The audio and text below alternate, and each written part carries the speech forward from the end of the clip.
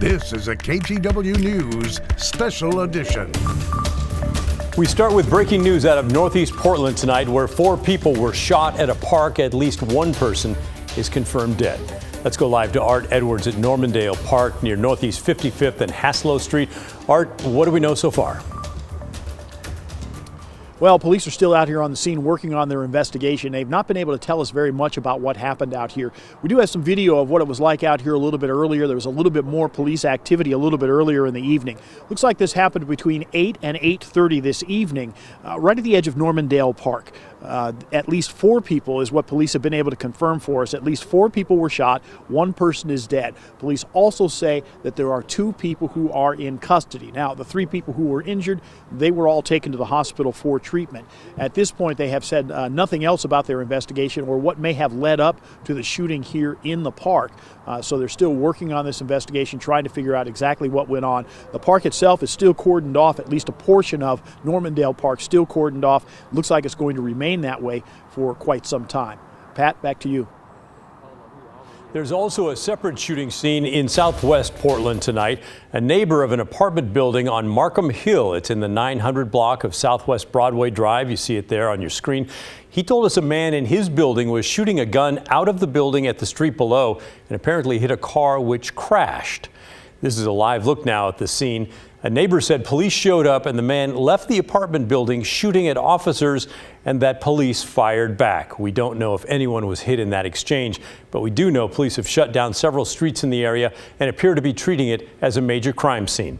We have a reporter on the scene there as well, and we'll pass along updates to you as we get them from him. Police have not released any information on this shooting. Anytime a missing child case goes quiet, it's dangerous. The mother of a Portland boy who went missing 12 years ago wants investigators to create a task force focused on his disappearance. 7-year-old Kyren Horman vanished from Skyline Elementary School in Northwest Portland back in June of 2010. Today, Kyren's mom, Desiree Young, and a dozen supporters rallied in front of Multnomah County DA's Mike Schmidt's office. She wants Schmidt to create a task force to review evidence, revisit old witnesses, and create a strategy for cracking the case. No charges have ever been filed, despite continued focus by investigators on Kyren's stepmom, Terry Horman. She dropped Kyren off at school the day he disappeared, but has long denied any wrongdoing. Young still believes she was involved somehow. We want Terry to know that we're still here fighting for Kyren, and she's not going to win. Young says she has been trying to set up a face-to-face meeting with the district attorney for months, but that it has not happened. In a statement, DA Schmidt says, "My heart goes out to Kyren's family and the dedicated and compassionate community they have built around his disappearance. To date, the case is open and we remain committed to investigating new facts and evidence should either surface." Portland police and Crime Stoppers are asking for your help to solve a different case. This one is a 10-year-old cold case. Back in 2012, Portland police were called to a shooting outside the Grand Central Restaurant and Bowling Lounge. That's near Southeast Morrison and 8th. That's where they found Robert Green dead at the scene. Police say they know witnesses saw what happened, and they want those witnesses to come forward. You can submit a tip anonymously at crimestoppersoforegon.com, and you could be eligible for a cash reward. Finally, some good news on the COVID front. Hospitalizations in Oregon have fallen and sharply, and the COVID outlook is improving faster than expected, both in Oregon and in Washington. That means we may be able to ditch our masks before the end of March. Galen Etlin reports. Local hospitals are finally seeing the light at the end of the latest COVID tunnel. I'm really encouraged by what I'm seeing. Dr. Peter Graven at OHSU has analyzed Oregon COVID numbers for 100 weeks straight. We saw a dramatic decline in the last week. The key metric is COVID hospitalizations, down to about 770 this weekend. This is great because it relieves a lot of pressure on that kind of critical resource. The state wants to reach 400 COVID hospitalizations before lifting the indoor mask mandate. Its projections originally showed that would happen before March 31st. It looks like we may get there a couple of weeks earlier than that. We will be removing the mask mandate. Washington Governor Jay Inslee says his state's indoor mandate will end Monday, March 21st, as long as people continue prevention now to reach safer numbers. We have a responsibility now over the next few weeks. Dr. Alan Melnick with Clark County Public Health says maintaining prevention reduces risk of another Delta or Omicron event. Wherever the virus is circulating in the world, that's where it has an opportunity to mutate and form a new variant. Oregon has not said if it will match Washington's earlier date to make masks optional. We're on the right path, but it's certainly not today. Dr. Graven said if people maintain distancing when sick, get the vaccine and booster, wear masks in high-risk settings, and wash hands, COVID could become more like the seasonal flu. If we can hang tight a little bit longer on some of those key behavior metrics, into March, I think we'll be in good shape. All with one goal in mind. Hopefully we don't have to worry too much about COVID at all. Galen Etlin, KGW News. Tonight, we're remembering a dark time in our nation's history. 80 years ago today, FDR signed an executive order that forced more than 100,000 Japanese Americans into internment camps.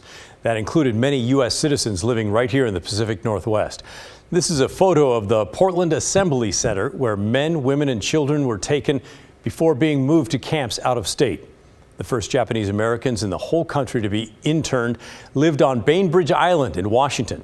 Today, volunteers helped restore a memorial wall there, which honors the 276 people removed from the island back in 1942. Despite how quaint and how lovely this island is, we have a history of where we forgot to stand for each other and what it means to come back. Today, President Biden proclaimed a National Day of Remembrance and said in a statement, "We reaffirm the federal government's formal apology to Japanese Americans whose lives were irreparably harmed during this dark period of our history." Now to our homeless crisis. Portland Mayor Ted Wheeler says he has yet another new plan to help get the homeless of the city off the streets. It involves large outdoor camping areas and is already somewhat controversial. Vancouver's had some more success with designated places for people living outside, but still, it's not always the right fit for everyone. Art Edwards met a woman in that situation earlier tonight. Here's her story. For the last 4 years, Shelley Wong has been living in her 1986 pickup truck. She's done what she can to make it comfortable, including installing a bed and a heater. But it's not where she wants to be. Wong lives in Vancouver, is on disability, and gets $900 a month. I am a 52-year-old single disabled woman. I can't rent an apartment for $900 a month. I can't. It's about affordable housing. There's not affordable housing. And if there is, there's a lack of, because why am I on the streets alone? She says she's reached out for help. I got a hold of a few agencies in the Vancouver local area, and there's no openings anywhere. There's just no openings. A count in January 2020 estimated 916 people were without housing in Clark County. There are housing options provided by the city of Vancouver. There's a safe parking zone with over 50 spaces for cars and RVs at the Evergreen Transit Center. Wong parked there for a while. In December, a Safe Stay community opened that can accommodate up to 40 people. Next week, public hearings are scheduled on another site on Mill Plain Road the city would like to open in the spring. A city spokesman said Vancouver would like to open a third location in the fall. But Wong says the Safe Stay communities are not for her. She wants something more permanent. I would like to be in an apartment that I can afford and live a normal life. I'm embarrassed every day when I crawl out of the back of my truck and I think people that live around where my truck is parked are like, oh, there's a homeless person. I'm not a drug addict. I'm not homeless by choice. Wong believes the city is making progress. She just hopes it leads to a change in her living situation soon. Art Edwards, KGW News.